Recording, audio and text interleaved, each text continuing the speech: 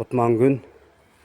Biz бұл видеоста томаттарда, помидорларда басынкование боюнча айтып берсек деп турабыз.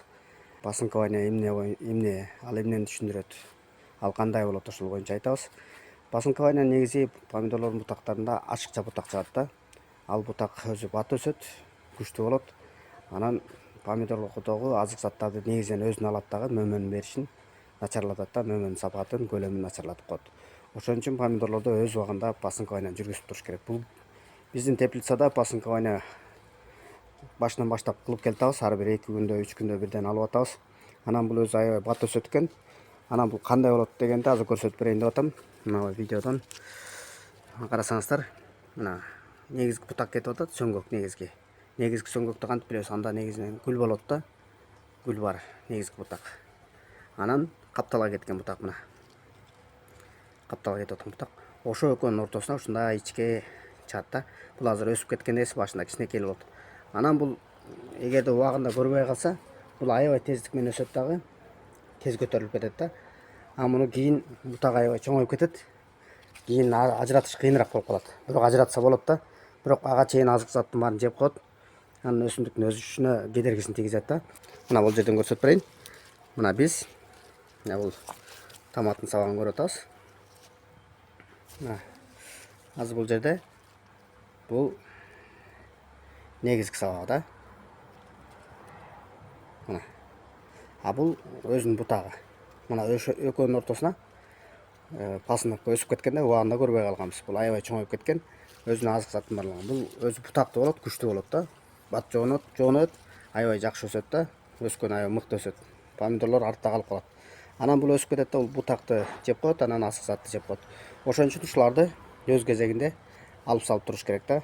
Буларды албаса түшүмгө зыян тийгизип коет. Ошол басынкование деген жумуштар ошол болот. Бул жерден да азыр көрдүм эле. Мына карасаңыздар, бул жерде дагыныраак болуп турат. Негизги бутак кетип атат өйдө. Анан капталга бутак кетип атат. Ошо экөөнүн ортосунан чыгат да.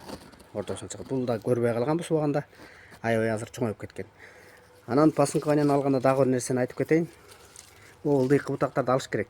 Анан бул төбөсүнө келгенде жакшы ажыратып алыш керек да.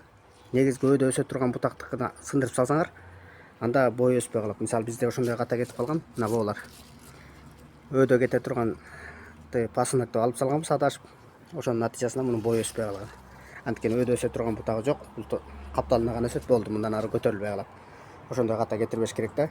А пасынокто ушинтип айырмаласаңыздар болот. Ушундай ортосуна болот, 2 бутактын ортосуна, сөңгөк менен капталга кеткен бутактын ортосунда болот.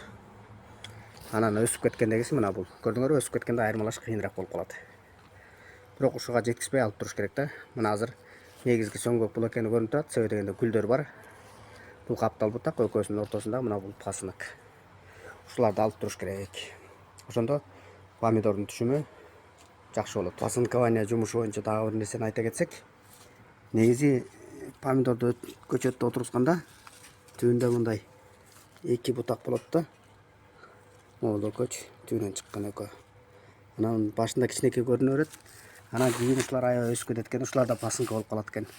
Биз булардын баарын алып салганбыз. Азыр ошо видео тартканга жок болуп калды, тилекке каршы көрсөткөнгө.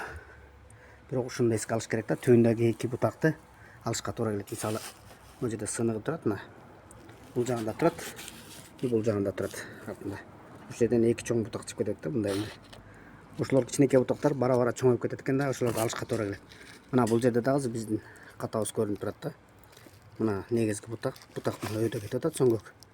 Экөө кетип атат да, биз экөө тең помидор деп ойлойбуз. Бирок чын-чынына келгенде мына бул бутак пасынок да. Бул негизги бутакты жеп салган. Бул өзү өсүп кеткен. Ошон үчүн муну да азыр алып салыш керек да. Азыр алып салабыз. Басынкование кылганда ушундай эске алышыңыздар керек.